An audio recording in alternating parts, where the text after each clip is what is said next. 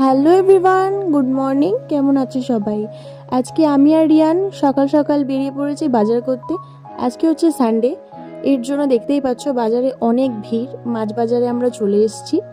আমি আর রিয়ান সকাল সকাল বেরিয়ে পড়েছি লঙ্কা আনতে। শীতের রোদ মনে হচ্ছে গায়েই লাগছে না।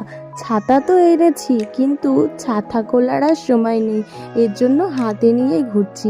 আর এদিকে মহারাজকে দেখো, ও হাঁটছে মহারাজের মতো, আমি ওর পেছনে চেলার মতো ছাতা ধরছি।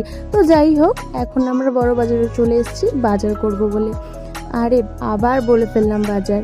এদিকে আমরা লঙ্কা নিতে এসেছি, আর এদিকে দেখতেই পাচ্ছ এখন ফুলকপির সিজন।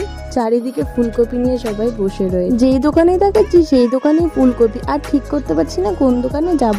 শেষমেশ আরেকটি দোকানে আসলাম, সেই দোকান থেকে আমরা লঙ্কা নিয়ে বাড়ি চলে এসেছি। তারপর পাপা যা যা নেওয়ার নিয়ে নিয়েছে, ওর দিকে খাবার বিস্কুট নিয়ে নিয়েছে। আর এদিকে বাড়ি এসে আমার স্নান পুজো দেওয়া সব কমপ্লিট হয়ে গেছে।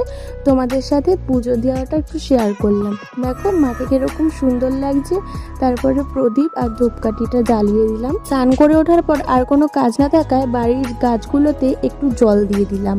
গাছগুলো অনেকদিন ধরে জল দেওয়া হয় না, তাই একটু জল দিয়ে দিলাম। এখন শীতের বেলা বেশি জল না দিলেও চলে। উপরে যেই টবটা তোমাদের দেখাচ্ছি সেটা একদম ছোট্ট ছিল, কত বড় হয়ে গেছে।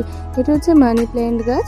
এটা আমি ছোট্ট একটা টবে লাগিয়েছি, এটা এখনো ছোট আছে।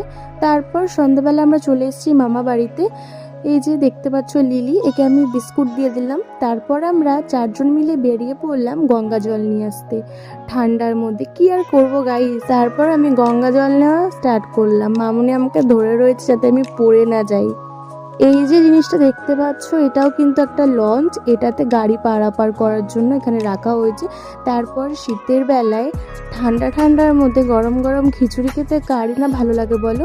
এখানে আমি, রিয়ান, বিজন, মাসি সবাই মিলে খিচুড়ি খাচ্ছি, আর তোমরা এটা এনজয় করো। বাই।